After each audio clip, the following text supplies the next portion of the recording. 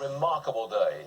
We have seen some remarkable things on the market and in the economy and from the President of the United States. Quickly right now, we're up almost 1,000 points for the Dow, over 200 up for the NASDAQ, and up close to 100 for the S&P. That is a solid rally and a half.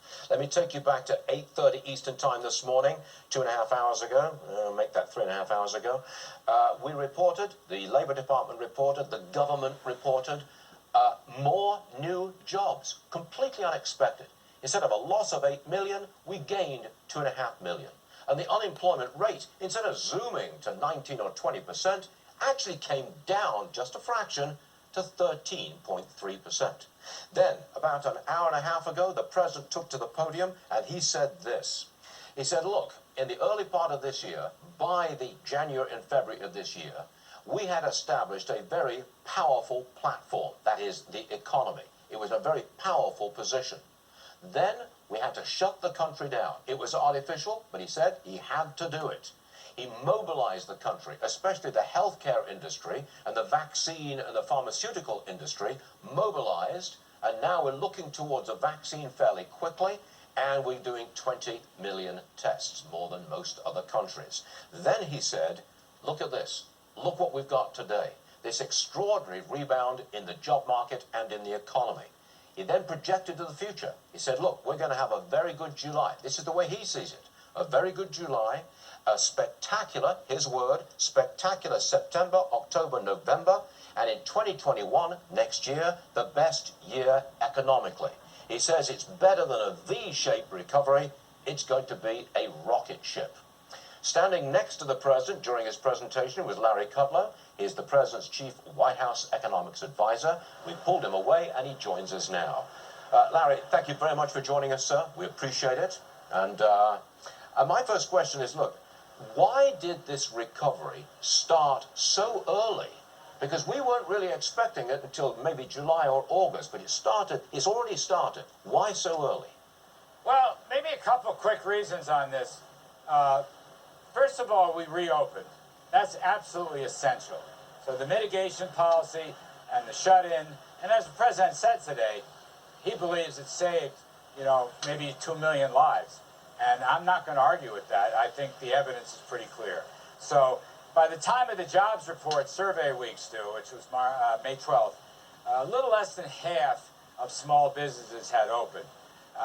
By the way, the Chamber of Commerce survey shows now about 80% of small business open. So June, July are going to be very good months. Second point is, I think the rescue package was very helpful. I think in particular, the PPP, the Payroll Protection Program, administered by Secretary of Treasury Stephen Mnuchin.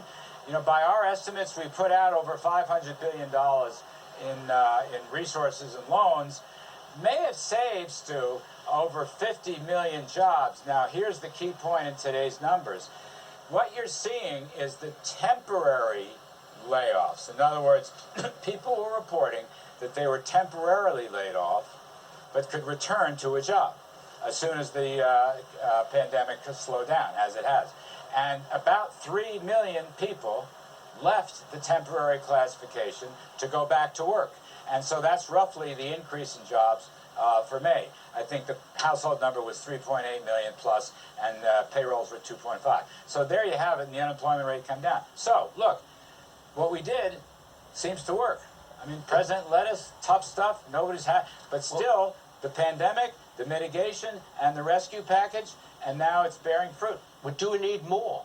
I mean, the President's talking about another stimulus, or more stimulus, I think was his expression, in particular helping the restaurant industry. Do we need it when we've got such a strong rebound and a strong opening up already in progress?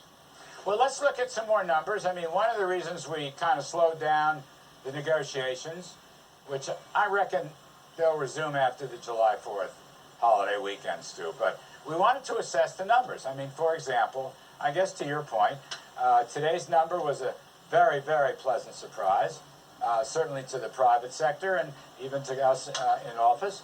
So maybe there are more very pleasant surprises. So we have to evaluate.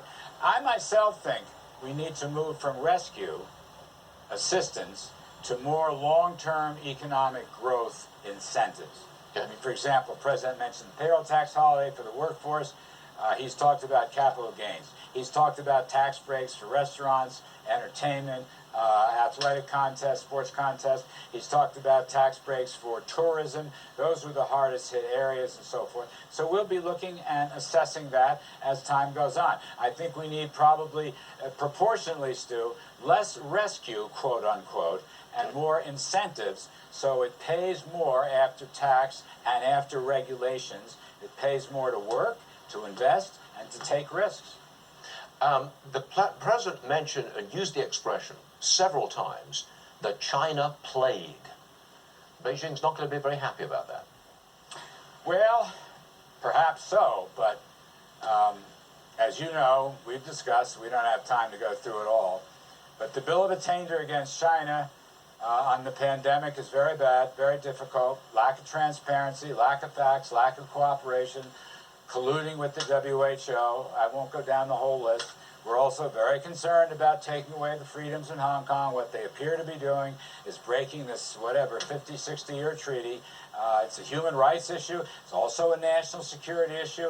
As you know, we've taken some steps to protect investor protection and provide more transparency before you invest in Chinese stocks that don't make our auditing standards.